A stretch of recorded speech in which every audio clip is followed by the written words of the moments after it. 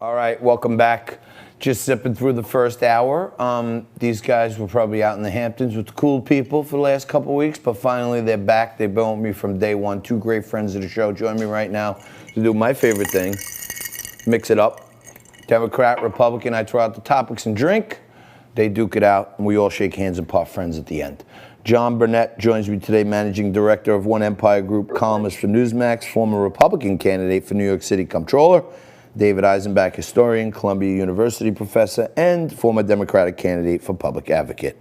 Now, guys, I talked about it in depth in my open today. You know, Trump, he thought he could probably charm over Woodward. He gave him all these, exclusive interviews. Is it really that crazy what he said, if you just break down the words? Is it crazy that he lied to the American public and told them that there's nothing to worry about when he knew that there was something to worry about? Let me ask you this. Before we go to JB, let me ask you this. You're a presidential historian. Yeah. Number one, he said, I didn't want to panic them. I played it down, right? I didn't want to panic them. Well, that's what parents do with kids, right? Number one. There's a difference between... Okay, I hear you, but you're a presidential historian, Dave. Yeah. Have presidents been lying to America for 200 years? There's a difference between what presidents normally do and what parents do with children, and reassuring them and preparing them for reality, and lying full out, and then hosting indoor rallies in which your supporters, who are now giving each other the virus, right, are the ones that are going to be most hit.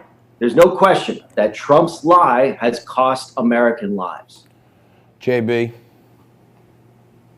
You know what? One of the key words that David mentioned, John, is prepare, right? And when you look at the situation, when you look at what actually transpired with the information that was released, right, which was honest information, because even Dr. Fauci said that this is nothing more than a common flu in February and March, right? And that's the people that said that we should rely on science. So when you look at the situation at that point in time, people were hoarding paper towels, toilet tissue, things of that nature. Imagine if all of the information was released verbatim. There would have been chaos. That's right. Runs on banks, this entire country. Branches. And you know what, John? A lot more people would have died. Why? Because hospitals would not have had their type of PPE, and they would have not had all the equipment. Why? Because would have been panic. Why? Because this country depends too much on China. And let's not forget, the whole world was going through procurement. And you know what else he was doing, David? He also looked at the situation and said, okay, you know what? At the same time we're dealing with the crisis, we have to streamline our own manufacturing so that way we can start producing ventilators, we can start producing PPE and all the other things that we should have been doing for decades. Right. And, no one wants to mention that. Peter Navarro said it, and the left-wing media just killed it. He said that we have factual evidence that China was cornering the market around the world in PPE well in advance of this hitting our shores. Now, David, I want to ask you this, okay? You're a professor. You understand psychology, philosophy. You're one of the most brilliant guys around, okay? There's a difference between words and actions, right? Yes. Like in all facets of life, right? Me and JB are trying to make a deal. We got some middleman in there. And I say, JB, I got to beat on you in this conference because I got to make it look good. But afterwards, I'll meet up you. I'll bring you 5,000. We got a deal, right? You know what I mean? The action is we made a deal. The words are, I got to appease people in the middle of this whole thing here so that we can get to the result everyone wants. His words were, play it down. His actions were, DNI O'Brien gave him a briefing on the 27th of January that this could be a great catastrophe. On the 30th of January, he closed down flights from China, okay? And he was called a xenophobe by Joe Biden and by Nancy Pelosi. So words, actions. You know what I'm saying? I except, get it, but they're digging in again. They're trying to pull. They're trying to pop a blackhead from Italy. He failed to close down those flights because he did not want it to affect the economy. His fear about telling the truth to the American public, even though it would have saved American lives, was always based on the stock market. And he sold out, most of all, his own supporters, who he brought into convention centers for his rallies in indoor arenas, not wearing any masks. Hold on. People and his supporters have died as a result of his life. John, I'm gonna jump in, John. We have those Mika clips. All right, listen, watch this. This is great. You know what? It's like when you're playing poker. You know what I mean? And you slow play. You just call a couple times and then you pull it. Watch this. This is Mika Brzezinski 2 months ago when Donald Trump had a rally in Tulsa. Listen to this, guys. What the Trump campaign hyped would be a raucous return to the campaign trail for President Trump turned out to be a major disappointment for the campaign.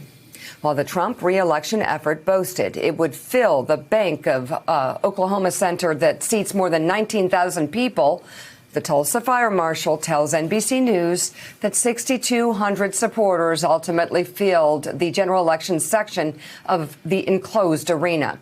Trump campaign spokesman Tim Murtaugh blamed small numbers on, quote, radical protesters and the news media, who he said had frightened away supporters. But there were few protests in the area and no sizable effort to block entrances. And there was a strong security presence.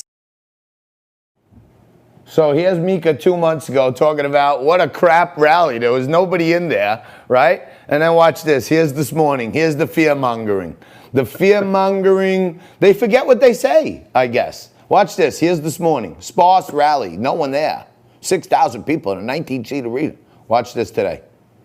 He's actually killing his base by inviting them to Tulsa to sit squished together in a huge building where they're all breathing all over each other and they're squished together. They're not allowed to social. Which one is it? Is she lying? 2 months ago, she said nobody there. This morning, they're saying he killed people by squishing them into an arena next to each other. It's crazy. JP, David. Defend your girl, David. The fact of the matter is that shortly after within a couple of weeks after the Tulsa rally, Oklahoma's COVID numbers skyrocketed. Really? So you think it was a super spreader event from the 6,000 people that were there in a 19,000 seat arena? Entirely plausible. John, you know what I realized? John, it is high time that we respect science, John. Yeah, exactly. But the science have actually revealed this is the smartest virus ever in the history of mankind. Why? Because it has political artificial intelligence.